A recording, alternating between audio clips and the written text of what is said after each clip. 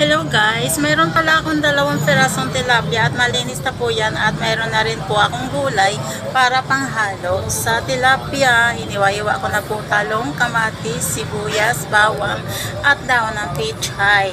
Ayan na nga po, ipirito natin yung dalawang tilapia. Ayan, nailagay na po natin sa kumukulong mantika.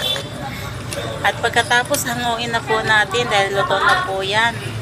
So, maya-maya po, ayan na, nahango na po natin yung dalawang pirasong tilapia.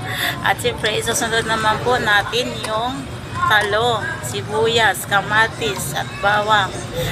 At siyempre, loya. Ayan, nailagay na po natin yan, pati yung pechay. So, antayin natin ng saglit at ilagay na po natin yung ano po yan, gata.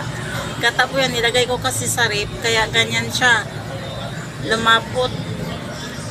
So, nailagay na po natin yung gata at takpan natin. So, ilagay na natin yung Knorr cubes. So, ayan na guys, natunaw na po yung gata. Ayan, titimplahan natin ng paminta, asukal, asin, at siyempre konting bitchin. So, konting halo-halo lang guys. So, ayan na guys, malapit na yan. So, yan na guys, ihain natin at ilagay natin sa ibang muna ng tilapia yung naluto nating gulay. Maraming salamat po sa inyong panonood.